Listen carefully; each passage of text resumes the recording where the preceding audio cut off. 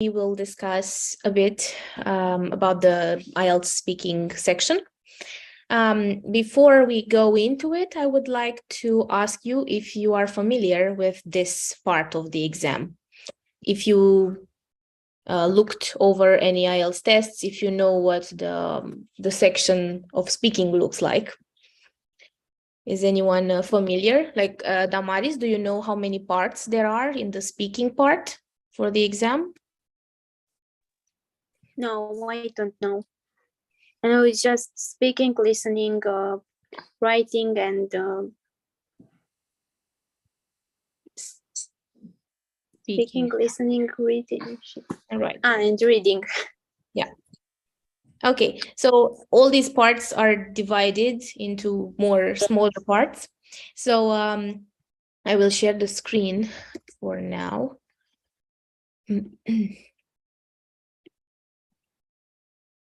Okay, so the IELTS speaking part has three smaller parts, let's say.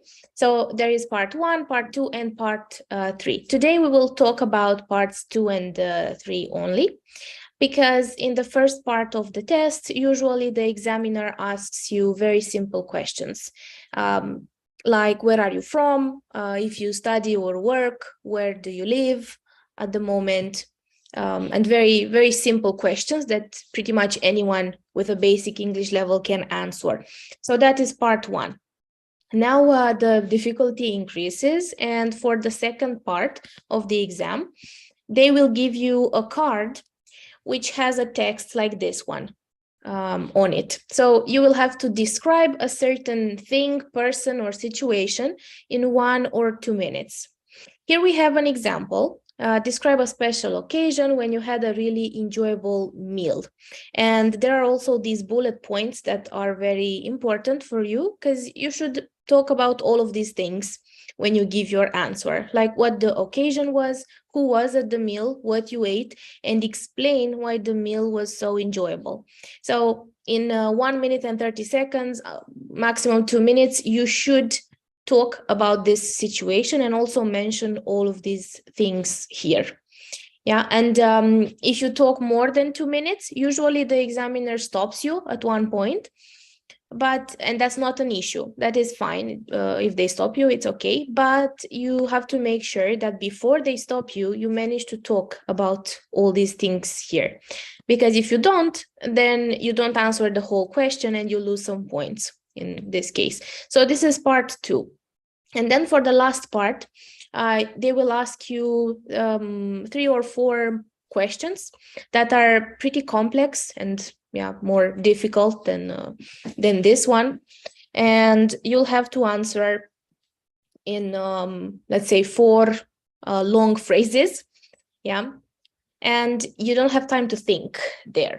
Yeah. For this part, you will have a minute. You can think about it, write down some notes. Yeah, but for the last part, you don't have time to think. You should just answer the questions. So this is what we will practice today. This cue card right here and some additional questions. Do you have any questions until now?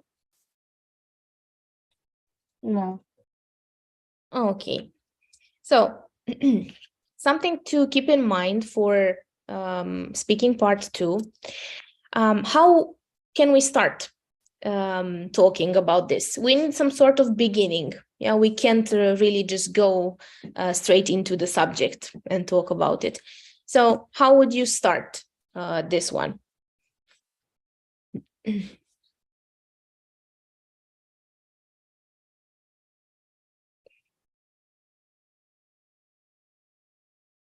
need like a phrase or something that we can use for any type of situation. Yeah, so I will give you a tip here, something that works for any part 2 cue card that you get is I would like to talk about. Okay, so try to use this one for any type of situation that you get. Yeah, so in this way you have some sort of beginning, you don't have to stress about it, so just start talking. And please be careful. Don't say I wanna talk about, yeah, or anything like that. That's more informal. This is super nice, super polite. If you use it, it would be great for you. So I would like to talk about it. And then, of course, you just have to describe this special occasion when you had a really enjoyable meal, and also mention these points. Now, another thing that you should try to do is to find synonyms. So different words that have the same meaning as the words given, because we should try as much as possible not to repeat the words from the topics. Yeah, so if you say, I would like to talk about a special occasion when I had a really enjoyable meal, that doesn't really show that you speak English very well. You just repeated the words, right? So that's why we try to change a bit the words used. Of course, we keep the same meaning, yeah, the same idea, but we should try to change the words. So let's look at some of the words here. For example, for meal, can we find any words to replace this one, meal? It doesn't have to be a perfect synonym. We can also describe what it is. Bogdan? Yes? So breakfast, dinner, or lunch, we can say. I'm going to Yes, have dinner. of Or course. lunch. If the meal was breakfast, yeah, you can mention it for sure. When you had a special breakfast, whatever it was, you can call it that. Yes, that's good. So you can just give it a name. What else?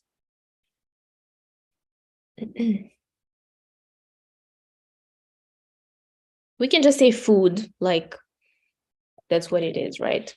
Meal, food. What else? We can say dishes. Yeah. And for sure, there are more words. So here, anything that can describe this meal. Now, can we replace enjoyable? What does it mean?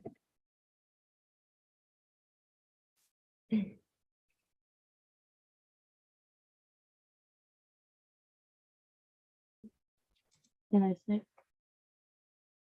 Yes, Can I? yeah. Enjoyable is it was very nice. It is very nice, or it will be very nice. I liked it very much. Okay, so we can say pleasant, for example. Yeah, we can use, in this case, because we are talking about food, we can use words like delicious, tasty, anything related to food, right? Okay. Now, what else could we replace here? For this special occasion, we can use an event. Yeah. A word like event, or just mention it, what it was, a wedding, a birthday party, whatever kind of special occasion it was for you. Yeah, but as much as possible, we try to replace these words. Okay, so now that we have this vocabulary here, I will give you 1 minute to think about it a bit, and then we'll try to give an answer, yeah, for this question. So you should try to describe this thing, and try to also mention what the occasion was, who was there, and what you ate, yeah, and why the meal was so nice. So I will start the time now, 1 minute, and then we will discuss your answers. Okay.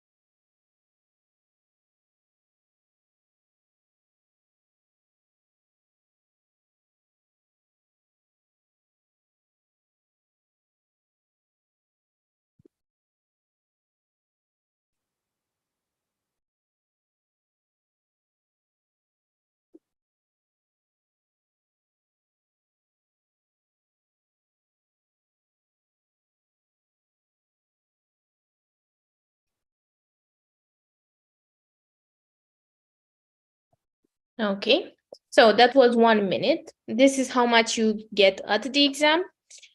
When you practice, of course, you can have way more time to think about it. But as you approach the exam, you should decrease the preparation time as much as you can. Okay. So I would like to hear Damaris first. Yeah. Totuși am întrebare. Noi vreau să intru la o lecție cu mai multe detalii despre asta, despre examen și așa. Okay. Aici mi se pare că aici se pregătesc deja pe care vor să participe. Da, e un exemplu de lecție pentru speaking. Și ce înseamnă partea de speaking? Da, pe mine mă interesau lecțiile care să înceapă să învețe, adică să învățăm. Okay. Bine, asta e un demo pentru lecție. Deci, da, văd că e cam altceva. Ok. So you don't want to try? Well, engleza mea nu e chiar așa de bună. Okay. Okay. Then we can talk about that after. Bogdan, would you like to try? Yes. I like to talk about my my breakfast at the restaurant from Marichel, La Bunicu, at Grandpa. I went there because it was my father's birthday, and there was my family, like my mom, my dad, my grandpa, my grandma, from my mother, and from my father. We stayed there for like 2 hours, and we ate pizza. My dad got a soup and some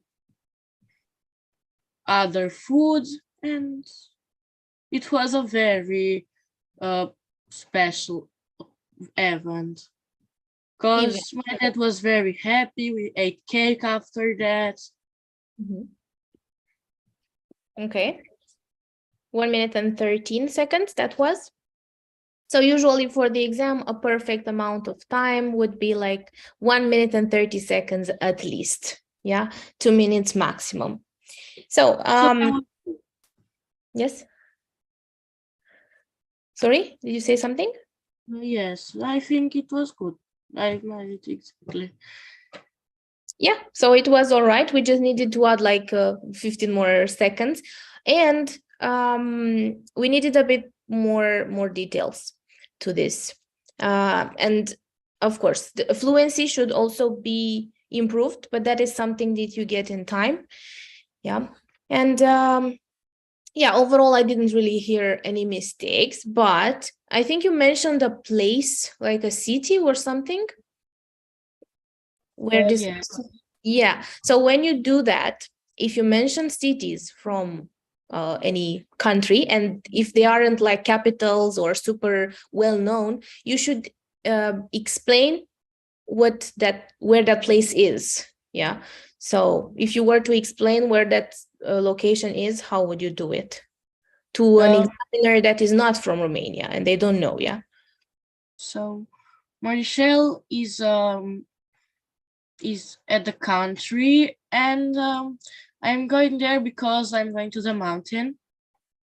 So Marichel is like a mountain. the village?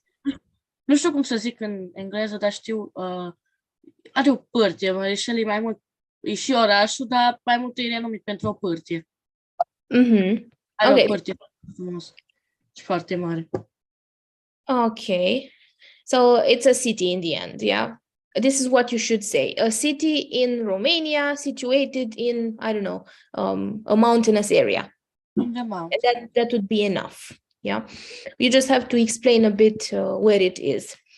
Okay, right. Now, let's see also a part 3 question. Here we have more questions. We will not go through all of them, but okay.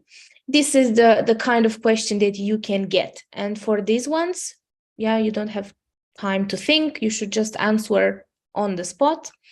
So let's try one of these together. Let's see. Let's try with this one, number 2. And for the rest, if anyone wants to send us the answers, we are waiting for them. So on email, on Facebook, anywhere you'd like, and we can give you feedback on your answers. Now we'll only talk about this one here. So Bogdan, do you think children should be taught about healthy diets and cooking at school? Why not? Yes, because if they 2 seconds. Yes, because if they eat healthy, they will become more, I think they will have more energy, and at, I don't know, like maths or Romanian where they have to answer a lot, they are not going to sleep or something. They are going to raise their hand and Okay.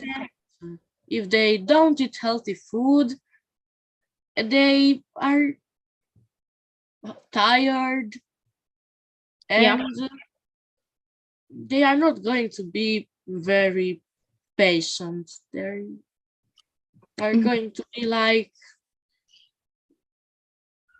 and very sleepy at the hour. Yeah, what about cooking? Should children be taught how to cook at school? Maybe yes, but not children like in primary school. In classes 5 to 8, I think, because in 0-4, they are too young to learn this. Okay, so this skill of the fourth grade. Yeah.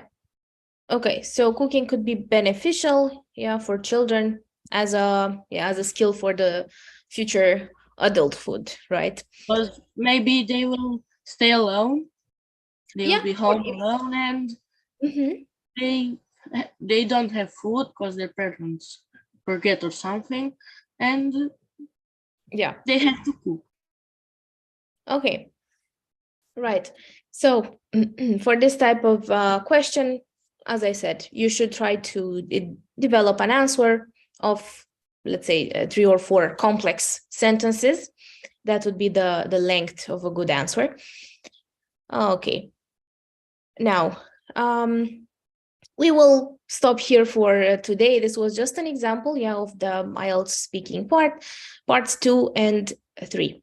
To really master the speaking part in the IELTS exam, you should practice it as much as you can. Like a lot of topics, and you should be able to talk freely and without being nervous. You should speak naturally, because in the exam, you are also not allowed to read your answer. Even if you write it down, you cannot read it. If you read it, you lose a lot of points. You should speak naturally with the examiner. Okay, so we will stop here with the lesson today, but I hope we will meet in the future for another free lesson.